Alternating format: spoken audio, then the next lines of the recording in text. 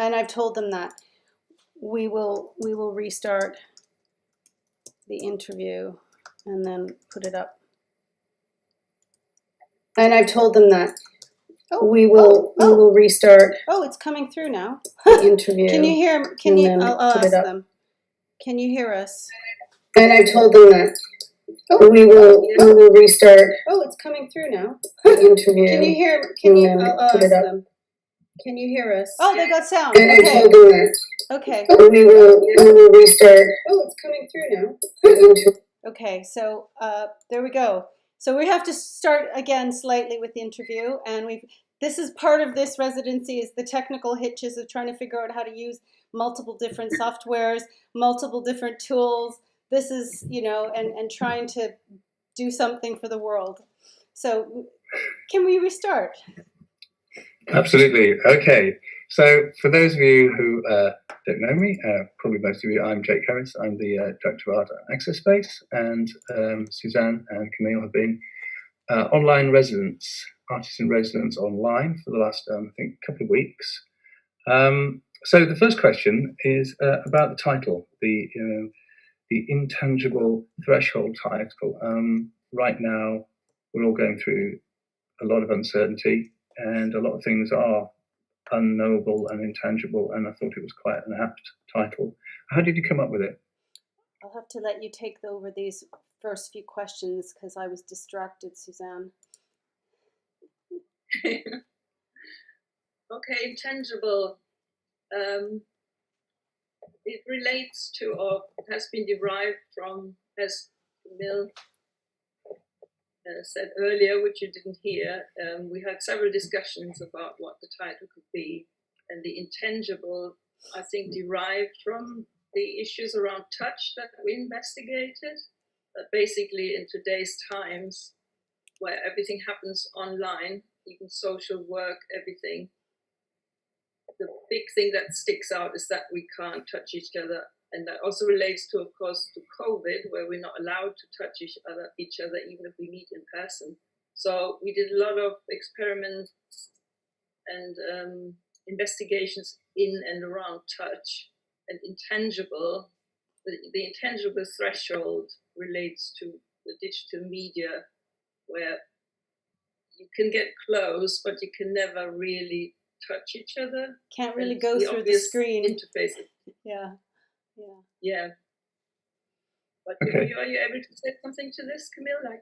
Yeah, I mean, just that idea of the threshold that you just brought up, this interface is we're always on the edge of it, but we can never get through it. We can never pass through it. So it's an ongoing intangible threshold because we can never pass through.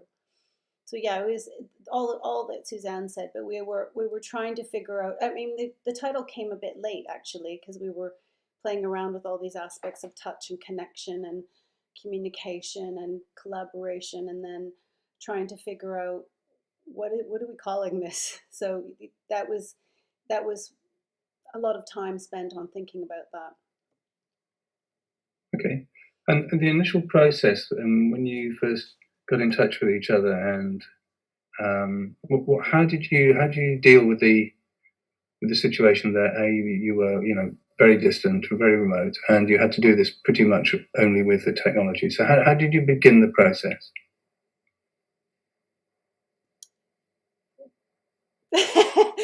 Having conversations. I mean, we really just had conversations about what is it, what are we doing, what is this, what is it, I mean, I think we talked about our performance background also sort of late in the day. We kind of dove in and we're trying to think about what it is that we're doing and how do we connect. So we kind of started actually with the touching nature side of things and figuring out what is it can we touch, what is it that we are able to do, and what can we do to connect, and how maybe we can marry the digital with the analog, and how do we do that. And yeah, and of course Susanne has a background in photography, so we sort of started in that way. I think we developed quite early on. We basically started with a weekly meeting and conversations, and by that connection, and then we did some call and response exercise where we came up with things to do within the frame of the screen. And I think from that and talking around COVID, our situation, quite early on, we came to this subject of touch.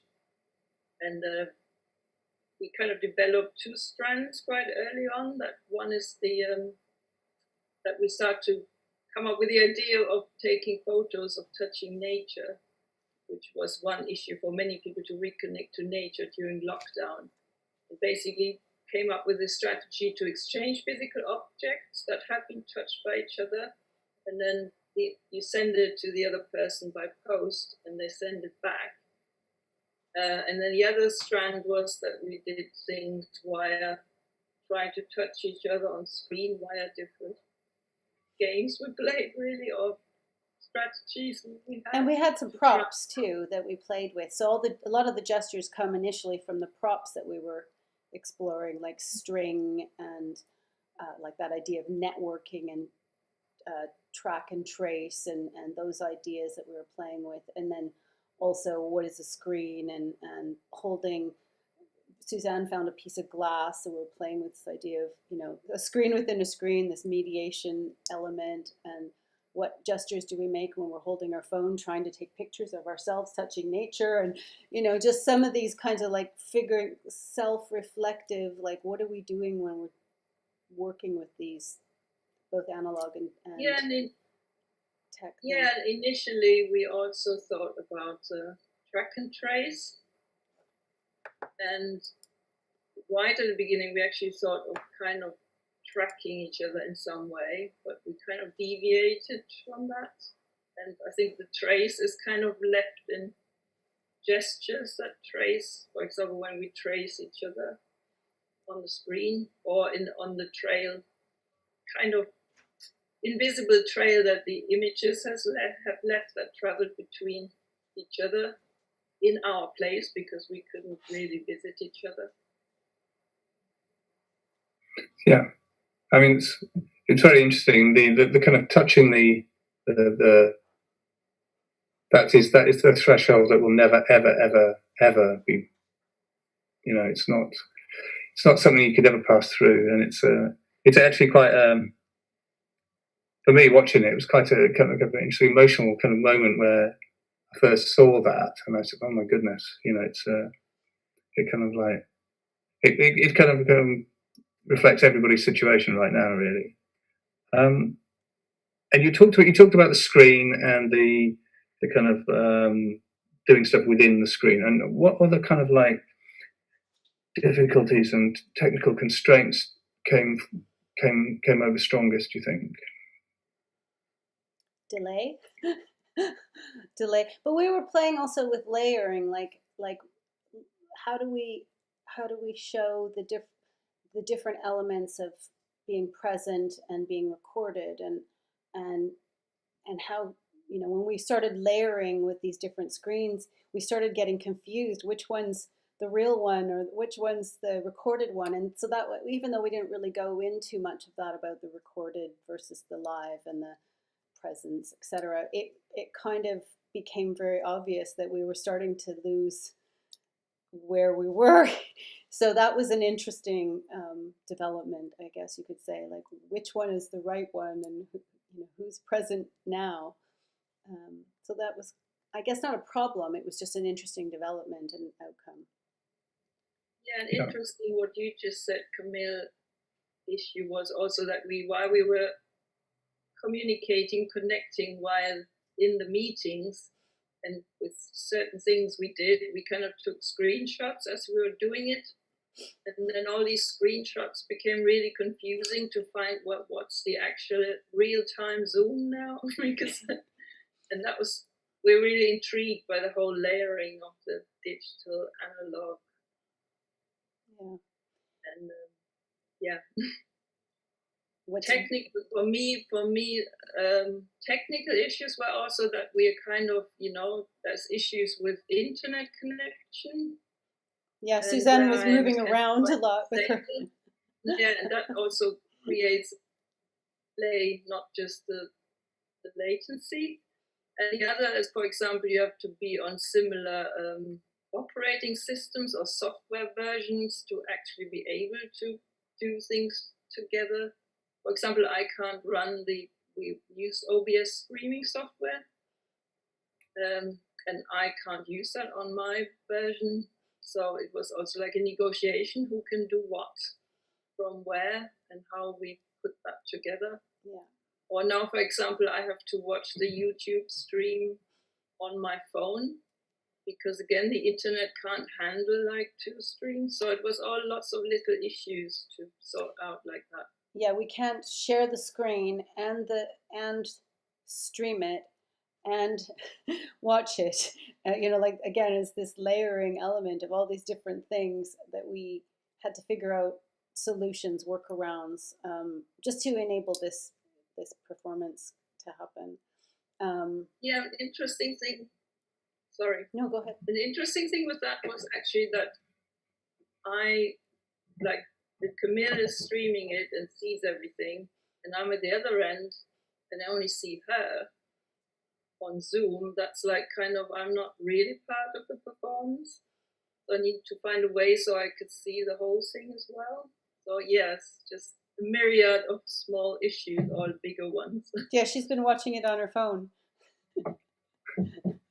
So yes, I mean something that live coder Alex McLean was talking about was getting people together to do stuff in different parts of the world, and I mean even in kind of like, the West here, where we've got really big issues, and so collaboration in other parts of the world may be really, really difficult, and people are going to have to find other ways around that. And yeah, so technology is wonderful, but it does have its difficulties too, doesn't it? And I'm sure that over the pandemic period, people are going to come up with inventive and innovative solutions to kind of communicate and do creative stuff.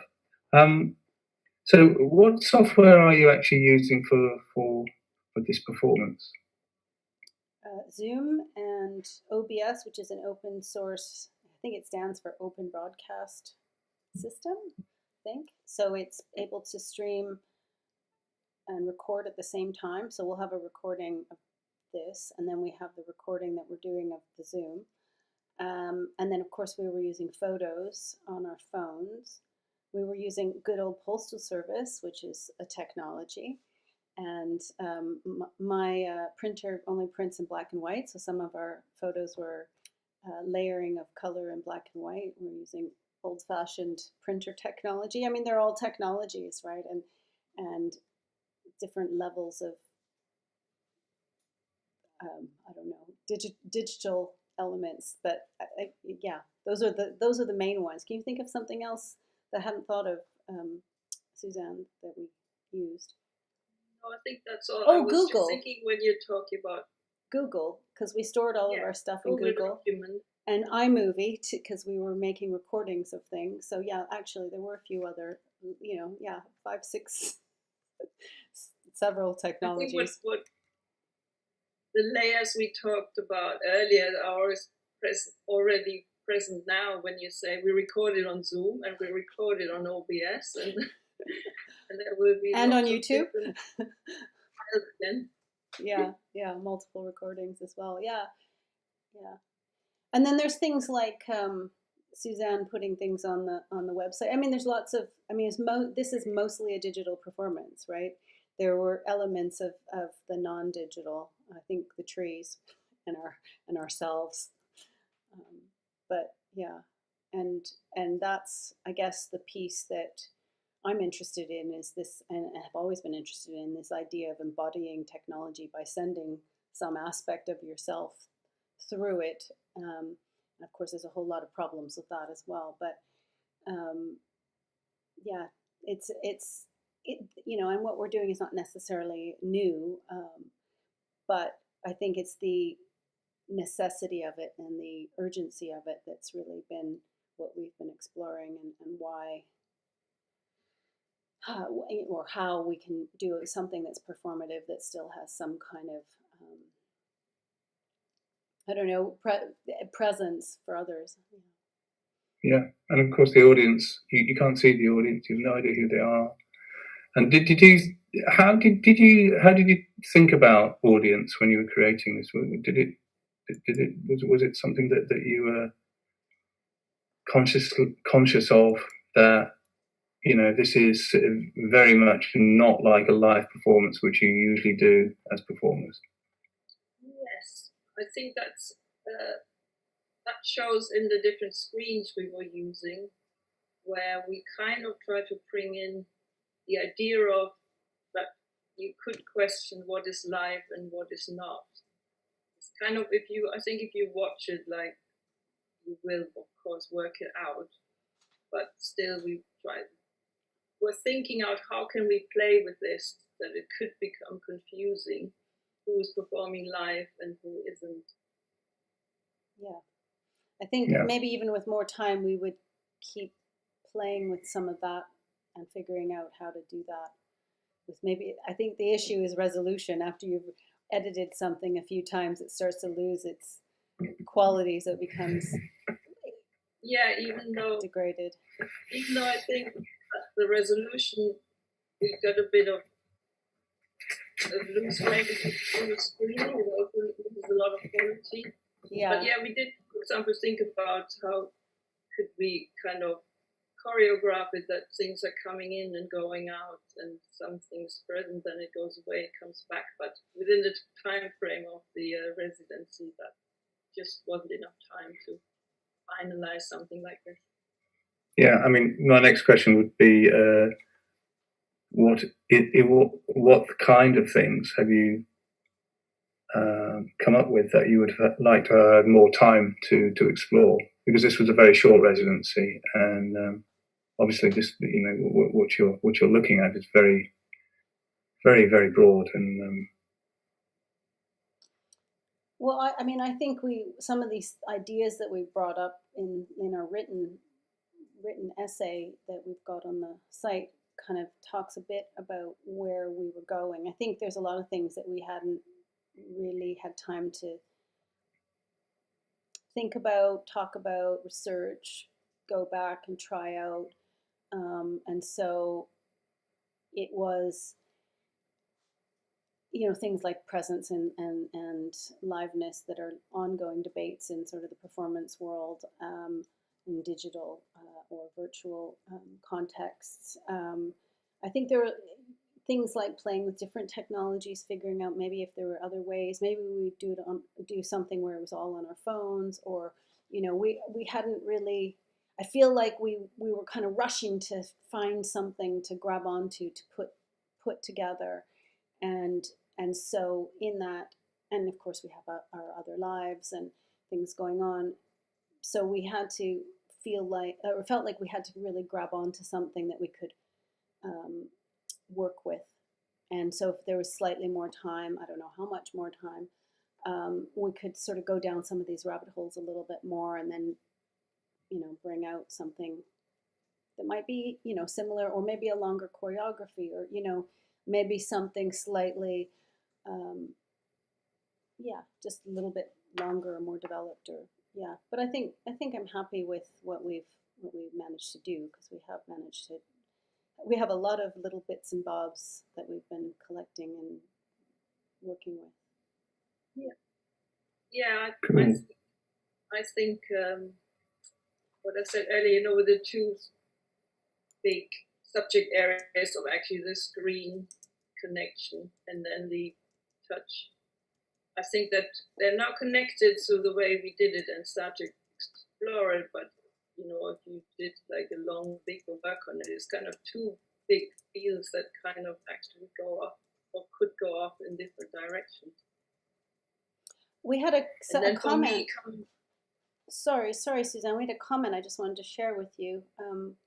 Kate said she thought, I think the not knowing what was live and what was recorded was interesting, and I really felt that in watching. That's good to know. I kind of glanced on my screen a bit, and it was really interesting when it was all in sync, and then it went out of sync, and then it came back. Yeah. And it did look like a homogeneous performance to me. with like half an eye. And then it's also like from my side, I'm looking at the record, what's going out, and I'm thinking I might mix this up a bit, or I'm going to look at that screen instead of that screen, and trying to think about, is it about watching what's in front of me, or is it about intuitively just kind of going with what we've worked on? And that was also interesting, because if you're seeing yourself, and we were talking about this in the essay, when you're seeing yourself, which is a big point of using these kinds of video conferencing, or so maybe it's not the point, but you end up having yourself in front of yourself, and it's a really weird experience. Like I often ended up shutting off my own view because I didn't really want to be watching myself. I wanted to be talking to Susanne, and it's these technologies that sort of confuse us and change the way we behave. And when we're trying to do the touching, it's like, which side am I going, and which side is, trying to figure out where on your body that you're coordinating. It literally changes the way you're thinking about how your body's moving, because you're looking at yourself moving. Right, so there's these kinds of things that I think we could have played with a bit as well, like the neurological, or the, how is technology changing us, right? Yeah, I think that's, for me, on both of us, I guess, the most interesting is not to just come up something we do on screen, but it is actually engaging with what is that actually. And what you just said as an example with the touching, we try to work that out, and then we realize you can also flip your screen.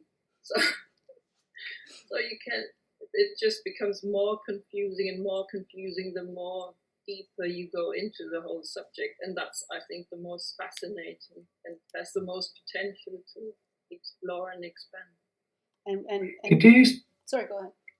Oh no, sorry, carry on. I was just saying, and in that, trying to keep your own ability, so objectivity of like, how much have I changed in order to accommodate this system?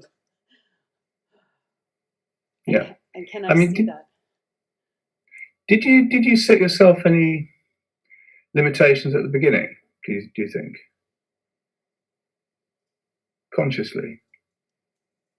Well, we already had a lot of limitations. Yeah.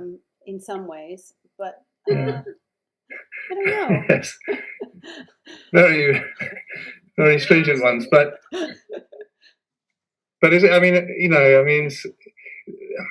were there any kind of limits in the technology that you were conscious of, and that you initially just said to each other, right, we can't do that because we just can't do it, or it's going to be too difficult? I think we came up against that constantly while doing it. Right. And then also talked about, as I said before, about using other software. And then either there was the issue that either of us can't run it, or B, then it's also the learning threshold, which is another time restriction. Yeah. Yeah, I mean, you didn't have that long to do this, really, and so that was a massive restriction on you, limitation. Well, the software as well, like Susanne was saying, like I'd already used OBS, for example, and I still don't know it very well. There's a lot of features that we probably could have explored that would have saved us a lot of heartache. Like what I just discovered just now, which was figuring out where the audio is coming from. But because I'd explored it a little bit more for another conference where I was, having to record in advance of the conference, that I kind of took that on. So we kind of shared, if I can do something, I'll do it if Susanne can do it. So it wasn't so much a limitation, more like figuring out what skills we have and how we could share the tasks. Okay, thanks. I have a question. Have you any advice? I mean, for performers who are going to collaborate remotely online like this, because obviously there are going to be a lot more of these kind of residencies and collaborations going on over the next few months and years. So is there anything that really sticks out? Oh, communication, I guess. Yeah, I just want to say the same thing. like keep communicating and be really open about what issues come up with or ideas or. Yeah, and just making sure you have we had a schedule and tried to stick with it really closely and make sure that we did as much as we could, explored as much as we could. We started dividing up things too, like today we're going to play and do stuff, and the next day we're going to write, and so it's like connecting the the action, the practice, and the exploration, and then thinking and reflecting about it.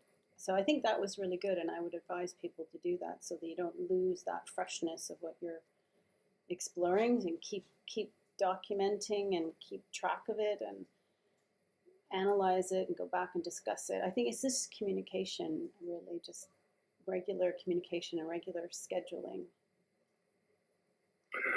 Well, I think I'm out of questions for now. Do you have anything that you'd like to say extra to this?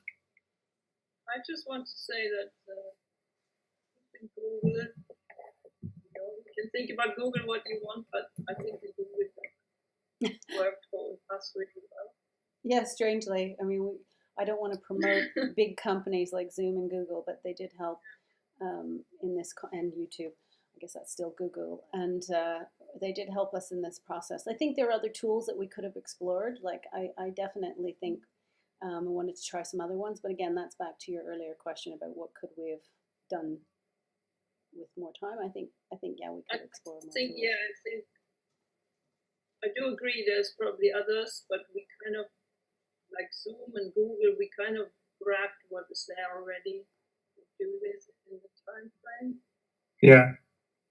I think artists would have to do that, unless they are actually developing their own software or, have a very long lead-in time, because time is limited, and unfortunately money is limited too, and time, you get paid for a certain amount of your time. So, yeah.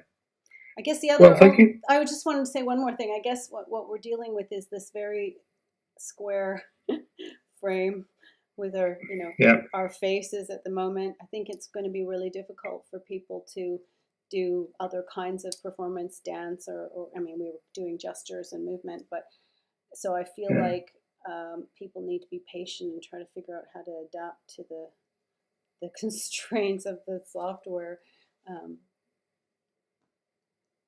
Yeah. About that a lot because I come from the analog forms and that the kind of the space behind the screen is just really different, and it's also different than performing to camera or. Yeah. Well, thank you both very much indeed for your residency and your performance and your answering of the questions just now. Shall we meet up on Zoom in 5 minutes and have a kind of chat about the end of the residency? Great. Right. Okay. So are we ending this meeting?